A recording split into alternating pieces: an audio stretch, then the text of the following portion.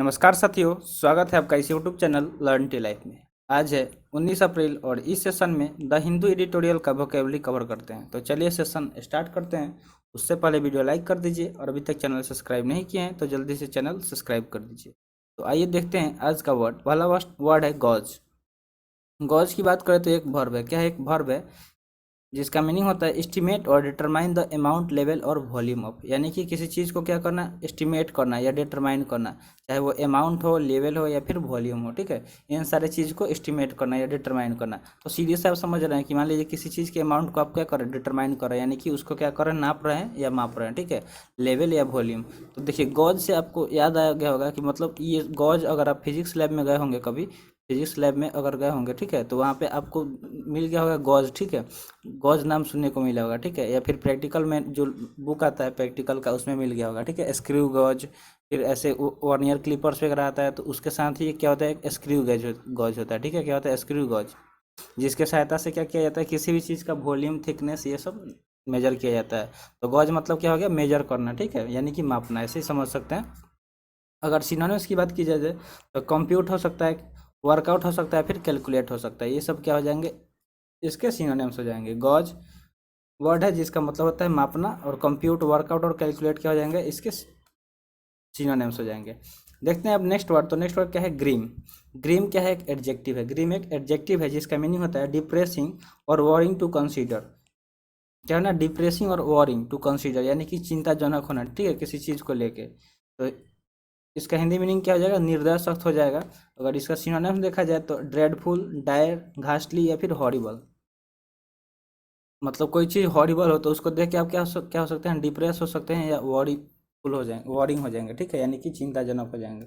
Dreadful, Dyer या घासली, तो horrible, ये सब का मतलब होता है निर्दय या सख्त। ग्रीम वर्ड है। ठीक है, अब देखते हैं नेक्स्ट वर्ड। तो नेक्स्ट वर्ड क्या है, इनेक्सोरेबल। इनेक्सोरेबल की बात किया जाए तो एक एडजेक्टिव है। देखिए लास्ट में बी एल ई आ रहा है ना, बी एल ई जिस भी वर्ड के लास्ट में आएगा, अगर बी एल ई सफिक्स आ जाए तो समझ लीजिएगा कि वो क्या है, एडजेक्टिव है। कौन सा पार्ट्स ऑफ स्पीच है, तो एडजेक्टिव है। ठीक है, अगर बात करें इसके मीनिंग का, तब इसका मीनिंग क्या हो जाएगा, date can not be stopped और चेंज, जिसको हम रोक और बदल नहीं सकते हैं। ठीक है, तो उसको हम लोग इनएक्सोरेबल बोल सकते हैं। ठीक है, जिसका हिंदी मीनिंग अनवरत हो सकता है। क्या हो सकता है, अनवरत। सिनोनिम्स इसका क्या हो सकता है, तो रिलेंटलेस हो सकता है, फ्लेक्सिबल, इनफ्लेक्सिबल हो सकता है, इम्प्लेकेबल हो सकता है, अनस्टॉपेबल हो सकता है, फिर अनएवॉइडेबल हो सकता है, जिसको हम एवॉइड नहीं कर सकते हैं, स्टॉप नहीं कर सकते हैं। ठीक है, जो इनफ्लेक्सिबल हो या फिर रिटेंटलेस हो, तो ये सारे उसके लिए कौन सा वर्ड यूज होगा, इनएक्सोरेबल होगा, जिसका मतलब होता है अंतवरत। नेक्स्ट वर्ड देखें तो नेक्स्ट वर्ड क्या है, इवान। इवान इसेन। क्या है, इवान इसेन। ऐसे आप इसको ब्रेक कर करके पढ़ सकते हैं। ठीक है, इवान और इसेन। तो इवानसेंस क्या है, एक नाउन है। ठीक है, जिसका मीनिंग होता है the condition of lasting for only a short time then disappearing quickly and being forgotten. मतलब ऐसा कंडीशन, ठीक है, कैसे, the condition of lasting for only a short time, जो क्या हो, बहुत शॉर्ट टाइम के लिए क्या हो, कोई चीज़ दिखाई दे। ठीक है, उसके बाद वो क्या हो जाए, डिसअपियर हो जाए, क्विकली एंड बीइंग फॉरगेटन, और उसके बाद से वो गुम हो जाए। ठीक है, कभी कभी आप देखे होंगे आसमान में कोई चीज़ मतलब अचानक दिखता है फिर गायब हो जाता है, ऐसे जिसको हम लोग क्या बोलते हैं, टूटता हुआ तारा। तो वो क्या होता है, कुछ ही टाइम के लिए दिखाई देता है फिर वो गायब हो जाता है। तो इवेंसेंस मतलब वही होता है। ठीक है, अदृश्यकरण इसका हिंदी मीनिंग हो सकता है। और इसका सिनोनिम्स देखा जाए तो डिसअपियरेंस हो सकता है, ट्रांसिएंस हो सकता है, या फिर वैनिशिंग हो सकता है। ठीक है, ये इसके सिनोनिम्स हो गए। अब देखते हैं नेक्स्ट वर्ड। तो नेक्स्ट वर्ड क्या है, फ्लूफ। फ्लॉप। क्या है, फ्लॉप।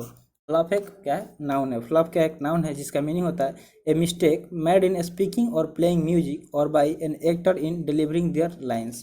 देखिए कोई एक मिस्टेक मेड हो जाना, मतलब कोई मिस्टेक हो जाना, आप अगर बोल रहे हैं या गाना बजा रहे हैं, ठीक है, किसी एक एक्टर द्वारा इन डिलीवरिंग देयर लाइन्स, या किसी एक्टर, कोई एक्टर कोई लाइन डिलीवर कर रहा है, ठीक है, जैसे कोई डायलॉग बोलता है, तो उसमें उससे क्या हो जाना, मिस्टेक हो जाना, उसको हम लोग फ्लॉप बोल सकते हैं। क्या बोल सकते हैं, फ्लॉप बोल सकते हैं। ठीक है, जो मिस्टेक होता है, चाहे वो बोलने में, म्यूजिक प्ले करने में, या फिर कोई लाइंस मतलब डिलीवर करने में, बोलने में। ठीक है, जैसे कोई डायलॉग्स वगैरह होगा तो उसको फ्लॉप करते हैं, तो उसको हम लोग उच्चारण त्रुटि बोल सकते हैं। देखिए प्रोनाउंस मतलब क्या होता है, उच्चारण, और उसमें जो मिस्टेक होता है उसको त्रुटि बोलते हैं। तो मिस्टेक को क्या बोलते हैं, त्रुटि बोलते हैं। तो फ्लॉप मतलब क्या हो जाएगा, उच्चारण त्रुटि। सिनोनिम्स इसका मिस्टेक हो सकता है, एरर हो सकता है, फिर ब्लंडर हो सकता है। क्या हो सकता है, मिस्टेक, एरर और ब्लंडर हो सकता है। ठीक है, नेक्स्ट वर्ड है इंटेल। क्या है, इंटेल। इंटेल एक वर्ब है। इंटेल क्या एक वर्ब है जिसका मीनिंग होता है involve something as a necessary और इनइविटेबल पार्ट ऑफ कॉन्सिक्वेंसेस। मतलब इन्वॉल्व होना एज ए नेसेसरी, मतलब क्या है आवश्यक, मान लीजिए कोई चीज़ नेसेसरी है तो वो नेसेसरी रूप में वो इन्वॉल्व है, ठीक है, तो उसको इंटेल बोल सकते हैं, जिसका हिंदी मीनिंग होता है के लिए आवश्यक होना, मतलब किसी चीज़ के लिए वो क्या होना, आवश्यक होना, ठीक है, के लिए आवश्यक होना यहाँ पे होएगा, ठीक है। अगर इसका सिनोनिम्स देखा जाए तो सिनोनिम्स क्या हो सकता है, तो रिक्वायर हो सकता है, नेसेसिटेट हो सकता है, या फिर कॉल फॉर हो सकता है। रिक्वायर, नेसेसिटेट और फिर कॉल फॉर। वर्ड क्या है, इंटेल, जिस जो एक क्या है वर्ब है। अब देखते हैं नेक्स्ट वर्ड, तो नेक्स्ट वर्ड क्या है, ब्लॉटेड।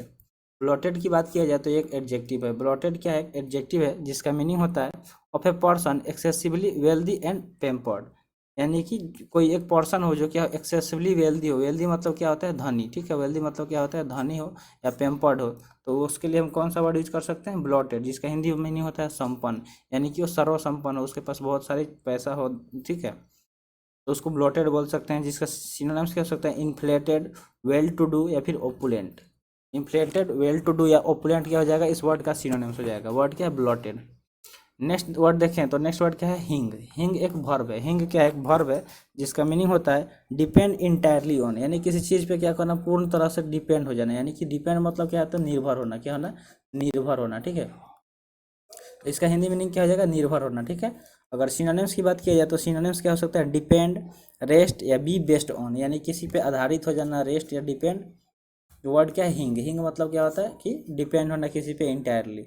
अब देखते हैं नेक्स्ट वर्ड, तो नेक्स्ट वर्ड क्या है, डिसर्निंग। क्या है, डिसर्निंग। डिसर्निंग की बात की जाए तो एक एडजेक्टिव है, जिसका मीनिंग होता है able to show good judgement about the quality of somebody या समथिंग, यानी किसी चीज़ के या किसी इंसान के, ठीक है, क्वालिटी को क्या करना कि जजमेंट करने में मतलब अच्छा सोच दिखाना। Able to show good judgement, यानी कि गुड जजमेंट करने में आप एबल हो, ठीक है।